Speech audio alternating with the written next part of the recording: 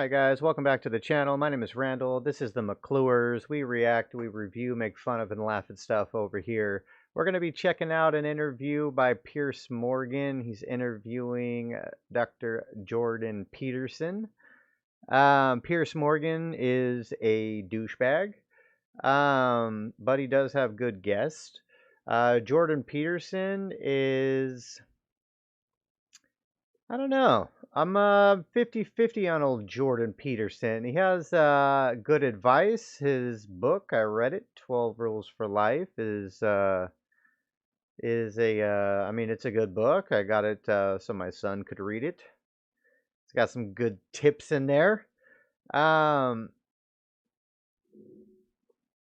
I don't know. But let's get into this, see what they're both talking about. I'm curious. Channel is sponsored by McClures.store. If you'd like to help out the channel and support my family, McClures.store. You can get quality American products. McClures.store. All right, guys. Jordan Peterson is one of the world's most famous and fascinating intellectuals. His books are instant bestsellers. Tens of millions watch him online. In fact, his last interview on Piers Morgan Uncensored has so far been viewed more than 17 million times. And I'm delighted to say that he joins me again now. Jordan, great to have you back on the programme. Well, thanks, Piers. It's good to see you again. I was absolutely astonished, really. Maybe I shouldn't have been, but by the reaction to our last interview worldwide. The sheer volume of people that watched the whole interview. What is this, like a pendant they're both wearing? Is that supposed to be similar of some kind?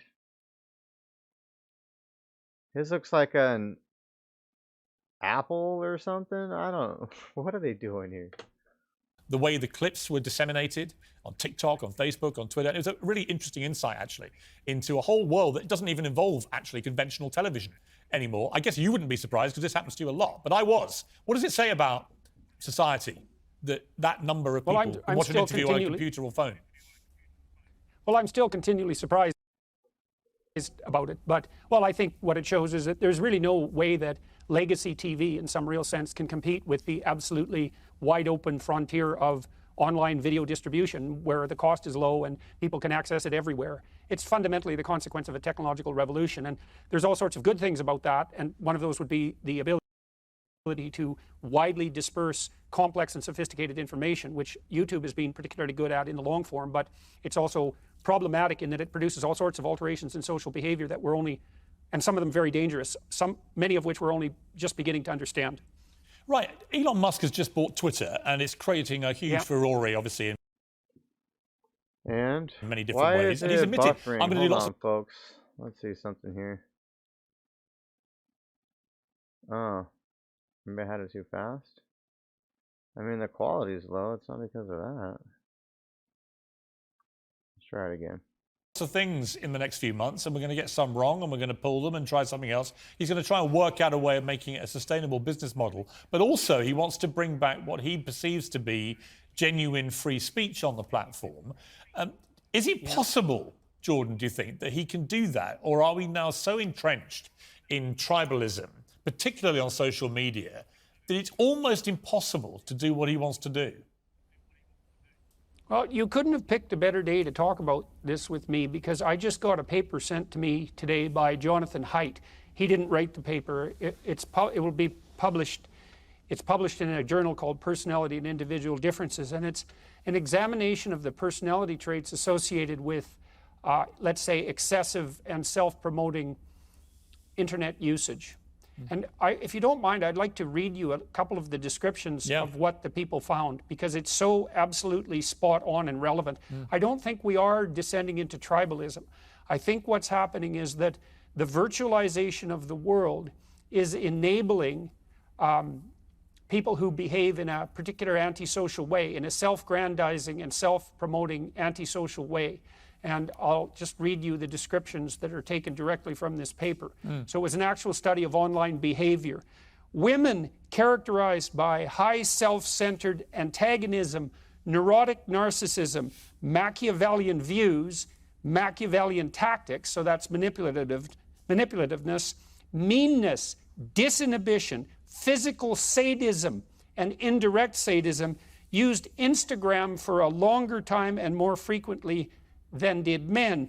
In women, verbal sadism and emotionality was associated with longer, while honesty, humility, and conscientiousness was with a shorter Facebook usage time. Furthermore, women high in agentic extroversion, so that's manipulative self-promotion, and indirect sadism used Facebook for a longer time and more frequently than men. And so I've thought for a while that one of the things that's... Okay, that was a fascinating point. So women that are crazy use the internet more? What's your point there, bro? happening to us as we virtualize the world is that we're enabling the small percentage of people, it's usually about 3% in general populations, who use manipulation and reputation savaging and denigration and self-promotion, so the genuinely psychopathic types, to dominate the social conversation and to spew their poisonous and manipulative venom into the public domain, not only with no fear of being stopped and no inhibition, which is almost all applied socially, but also while being monetized and promoted by the people who run the social media channels. And every society forever has had to contend with a small percentage of people who will utilize all the benefits of society only for themselves. They had to contend with the fact that those people, if not brought under control, can demolish the structure of the entire society. And I think the polarization that we're feeling is a consequence of their untrammeled expression online, Instagram, Facebook, and in online comment forums like Twitter. But that stuff you read out just seemed to be gender specific to women. Presumably it also applies in other ways to men as well on social media. Oh yeah, well I think the reason that it applied in this study in women is because Instagram is very heavy image use. It involves heavy use of images, and there are reasons to assume that because of that, it attracts women who are directed towards short-term impulsive mating strategies, and that's another sign of impulsive, antisocial, and psychopathic behavior. He just said Instagram attracts whores. That's funny. Oh, that's pretty funny. Okay. I think you'd see the same thing in men. In fact, I've been talking to psychologists, great psychologists, to make sure that I'm on the right track here about those who post repeatedly, say in online forums, especially in relationship to comments, and you certainly see that same pattern of sadism, Machiavellianism, psychopathy, and narcissism characterizing the men who are also incentivized to use what used to be classic female antisocial strategies to advance themselves in the reputational hierarchy. But the bottom line is... Exploiters, fundamentally. Right, but the bottom line is that there is a small percentage of people generating a vast amount of noise. What impact is that happening on society, do you think? That's horrible. Well, I think it skews our perceptions of what normal people are like. We assume that what we're getting, you know, when you sample the world, when you're walking through it, you make the assumption that you're getting an unbiased representation of the things going on around you. And when you're on an online platform and, say, reading comments, you also have the assumption that what you're seeing is something like a sample of public opinion. Yeah, but you're definitely not. What you're getting online is a very loud, angry, depressed, on SSR, you know, percentage of the society screaming through their fingers on the textbook, on the keypad, because they're so sad with their own lives, which is horrible. I've only been doing YouTube for what, like a month now, and I would like more comments, so drop more comments. But I've gotten a few that were just they're funny, bro. They're funny. So hater comments, definitely drop those. Those are my favorite. But it's not, you know, because if 10 strangers came up to you randomly in the street, then you'd have a bit of a sample of what people randomly think. But behavior online isn't random, and the people who post aren't precisely normal. And I have been talking with Jonathan Haidt and Jean Twenge about this, and I think they might know more about it than anybody else in the world. And it's pretty clear that the people who are dominating, say, online comment sections, and I would especially say this is true of the people who post anonymously, and there's other markers for this sort of behavior as well, they dominate the political discourse. And what's happening in some sense is that we have a new form of pollution that's also corporate sponsored, and it's pollution of the domain of public discourse.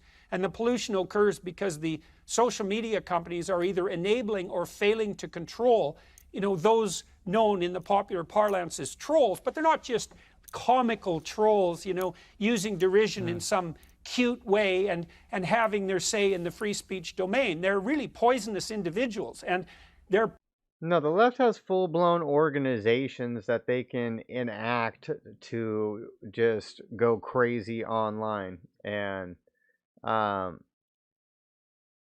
they're able to just attack companies at will whenever they want via email, phone, protests outside of the place. They can get that popping off whenever they want. They're ready to go. poisoning the entire domain of discourse. So what can Elon Musk do? What can Elon Musk do about it? Yeah. Do you think? If you were advising him on this, I mean, ironically, at the moment you're not on Twitter. Do you want to come back now that Musk is in charge? Do you think you should be restored? Do you want to be back on Twitter? And secondly, what would you advise him to do about this issue of the trolls and so on? Well, the first thing I would advise, and I'm going to be advising the political people I'll be talking to over the next few weeks of precisely this, and I have talked it over with Twenge and Haidt to make sure that I'm not, like I said, off on a personal tangent. I would say there's no excuse for including the anonymous posters with the real human beings.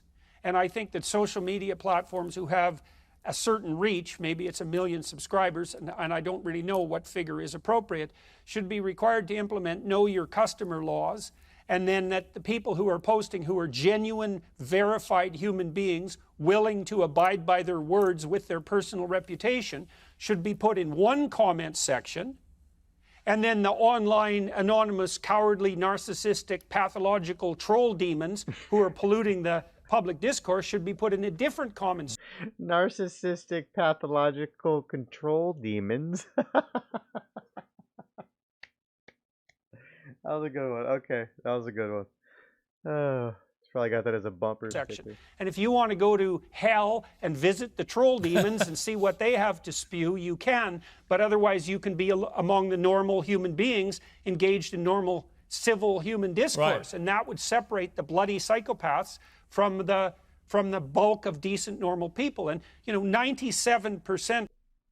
Bro, half of the psychos on Twitter are blue checkmark verified. Of people aren't psychopathic. Yeah. And so we are talking about a small minority here, but they have the upper hand. See, there's a percentage of people who... I had a psychopath test done on me, actually, a lengthy questionnaire, and they concluded I was a good psychopath. And what do they mean by that exactly? Do you know? Apparently, I wasn't like the malevolent version. It was slightly lost on me, the nuance. Okay, well, okay, look. It's often the case that people in the industry that you're in, and this would be true for politics and journalism as well, anything with a public face, are more likely to be extroverted and also more likely to be somewhat disagreeable. And those personality traits can tilt you towards, what would you say, a style of callous exploitation. But there are other personality factors that mediate against that, like conscientiousness. And so people who are hardworking and reliable, for example, aren't parasitic in the same way that a classic psychopath would be. And so it's complicated, and it isn't the case that extroversion and even a certain degree of disagreeableness in and of themselves are dangerous, but they lead, like everybody's led to temptation in the direction that's in accordance with their temperament, and the fact that you are a public-facing person and that you... Yeah, as a man, though, you need a certain level of disagreeableness, because if you don't have it, then you're not willing to stand on your principles and stick up for your beliefs and what you're saying. You'd just be a pushover. So you definitely need to have a certain level of a disagreeableness. Like that, would tilt you in one direction of potential temptation, but that's not necessarily diagnostic. Now, it is a problem because it probably is the case that politics and journalism and entertainment attract a disproportionate number of Machiavellians and psychopaths because of the status that goes along with those enterprises. Yeah. But it's not diagnostic. It doesn't mean that if you're in that industry, and you know, you've had a long career, and that's also another marker for failure or for lack of psychopathy, because in the normal world, psychopaths exploit, and they get a reputation for doing so quite quickly. And then people avoid them and stop working with them. And so it doesn't work over the medium to long run as a general rule. Yeah, I get it. Last time we spoke at length, you said afterwards we forgot to get round to Donald Trump. And you were quite keen to talk about Donald Trump. So we're going to take a short break. And when we come back, I do want to talk about Trump, because the big question right now in America is Trump done? So we'll talk about that after the break. Raise your hand if you've ever been called You would love him to be. crazy. I don't think that men can control crazy women. Piers Morgan wants more than Go back to anything Piers Morgan. for Donald Trump to be done. But it ain't so, bro. It ain't so. He does need to stop talking shit on DeSantis and Candace. I mean, not that I'm a huge DeSantis fan. He seems like a great governor. He should stick to being a great governor. I don't necessarily want him to run for president. You know, do you over in Florida, bro. But no, I think Carrie Lake just lost. So she ain't got nothing going on, apparently. Arizona's pathetic. And we just voted down voter ID. We voted for paying for illegals to go to school or something crazy. We lost the Senate, the governorship. I mean, it seems pretty shady to me. All the shenanigans, Maricopa shenanigans, but that's a whole other story. But I think Trump should run with Carrie Lake as VP. And that would be some entertainment, if nothing else. Uncensored. I'm still here with Dr. Jordan Peterson, my special guest tonight. Jordan, Donald Trump, what is he? Is he a narcissist, a sociopath, a psychopath? All of those things? None of them? Well, I you don't can't think that he's diagnose a him. psychopath because he's been successful in repeated enterprises over long periods of time, and he has a variety of people who remain intensely loyal to him. Now, he's definitely extroverted to a very great degree, and he's definitely disagreeable. And so that gives him some of the traits that are associated with those personality features. But from what I've been able to understand, he's also very conscientious and hardworking, for example. And so that's a real mitigating factor. And so I think it's very easy to demonize someone that you don't approve of, let's say, and certainly Trump has been subject, I would say, to more demonization than any political leader in the West that I can remember in my entire lifetime, including Richard Nixon. For sure. And so that's also set him back on his heels and made him somewhat embattled and defensive, which I don't think did any great things for his personality in some real sense. So I think it's a mistake to assume that Trump is a psychopath. I think it's a big mistake. I think it's a big mistake to assume that Putin is a psychopath. It's easy to do that, but I don't think the evidence suggests that. You don't want to throw those labels around casually. And, you know, if Trump was psychopathic, well, he did a pretty good job of keeping the United States clear of war for 4 years. That's pretty damn remarkable. And he did have a big hand in promoting the Abraham Peace Accords, and that was pretty remarkable. And those aren't the sorts of things that you would expect from a psychopath. He also seems to have a pretty good hand with the working class. So I don't think it's those are reasonable diagnostic labels to. You're sounding like I wouldn't say place on someone. I don't want to put words in your mouth, but you sound like you're a bit of a fan of Donald Trump. He doesn't need to be a fan of Donald Trump. And if you weren't such a putz, you could also admit that everything Trump accomplished was great for America. If you're a Democrat, it was all great for you too. And everything the Democrats are doing is bad for you. but apparently people don't care. I don't know. I'm highly disappointed in my state of Arizona. Highly disappointed. Would you like him to run again? Would it be good for America, do you think? He's going to say No, no. I don't think it would be good for America. Would it be good for him to run? That's a difficult question, because it might be that it would be good for America to have whether or not Donald Trump should be president sorted out in the public sphere, debated intensely, and subject to an election. So it might be very interesting to see him put himself forward on the Republican ticket. If I had my druthers, and I say this, I hope with due care, I would rather see someone like DeSantis step forward who shares some of the. I mean, no offense to either of these men, but you're British and you're Canadian. So, why don't we get back to talking about personality traits over who you think should run in a country that ain't yours? That forthright strength, let's say, that characterizes Trump at his best, but seems to be a more cautious administrator and a less divisive figure. I think that would be better, because Trump, for whatever virtues he might have, and I think he has the virtues of a Washington outsider, I think that's quite clear. I think that his behavior in the political realm raises the political temperature to a dangerous degree. Yeah. And, I say that while trying to give the devil his due and not casting careless aspersions on his name. Yeah, no, exactly. I want to turn to somebody else who may well have presidential ambitions and has been the subject of a lot of negativity. Meghan Markle, Prince Harry's wife, who does this podcast, Archewell podcast. Did he just say that Meghan Markle has presidential ambition? President of where? Of a book club? What are we talking about here? So archetypes, it's called, in which she seems to perennially play the victim, the female victim of all outrages. And your name got dragged into this.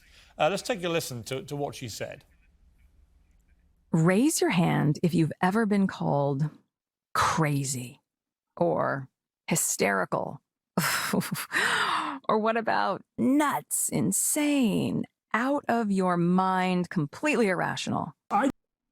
Apparently, a lot of people call her all of these things, bro. Maybe that should tell you something there, I don't Megan. think that men can control crazy women. The use of these labels has been drilled into us from movies and TV, from friends and family, and even from random strangers.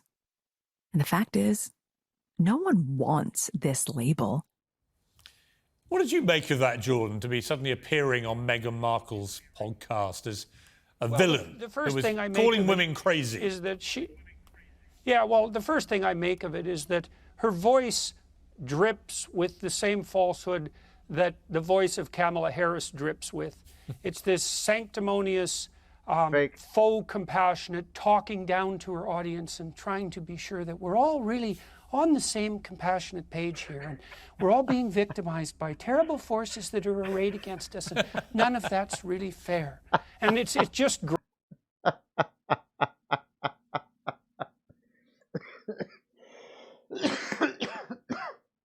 Excuse me. I have never seen Jordan Peterson impersonate somebody before. That was pretty funny, bro. I wanna see that again. All really on the same compassionate page here, and we're all being victimized by terrible forces that are arrayed against us, and none of that's really fair. And it just grates on me. And That's funny. I do believe you gosh. played a bit of a clip from me when I was talking to Pelia, Camille Pelia, the literary critic. And I do believe that it is the case that it's very difficult to control female antisocial behavior, often of the type that's been pilloried as hysterical. And I think that there is no shortage of clinical evidence to support precisely that claim. It's very difficult for women to control female antisocial behavior, and females who are antisocial, that feminine pattern is reputation savaging under the guise of compassionate care. And it's extraordinarily destructive. And so I stand by my words.